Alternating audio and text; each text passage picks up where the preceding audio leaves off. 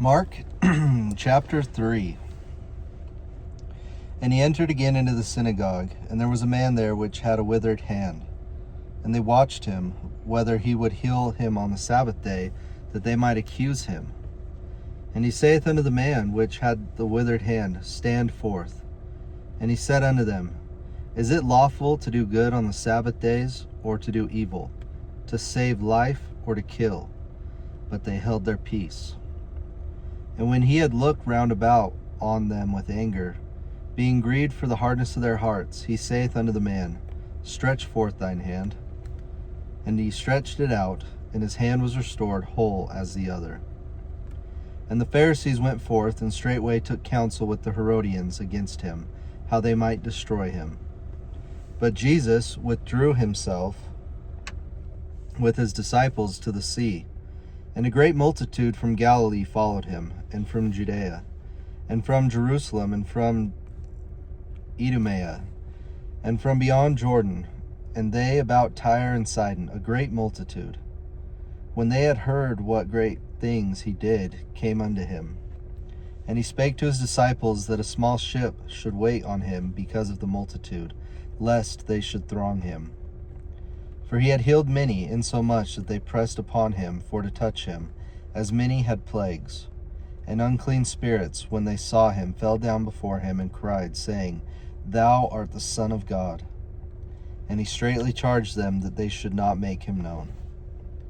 And he goeth up into a mountain, and calleth unto him whom he would, and they came unto him. And he ordained 12 that they should be with him, and that he might send them forth to preach, and have power to heal sicknesses and to cast out devils.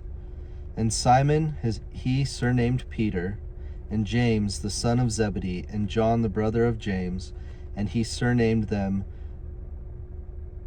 Boanerges, which is the sons of thunder, and Andrew and Philip and Bartholomew and Matthew and Thomas, and James the son of Alphaeus, and Thaddeus, and Simon the Canaanite, and Judas Iscariot, which also betrayed him. And they went to an house.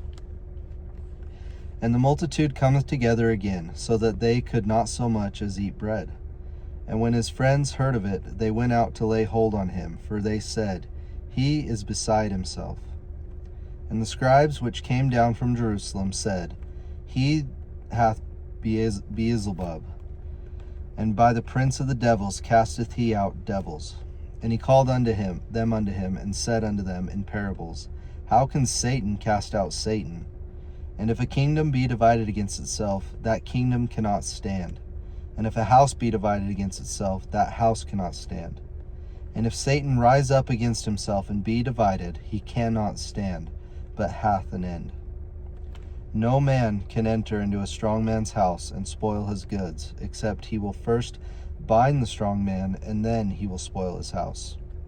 Verily I say unto you, all sins shall be forgiven unto the sons of men, and blasphemies wherewith soever they shall blaspheme.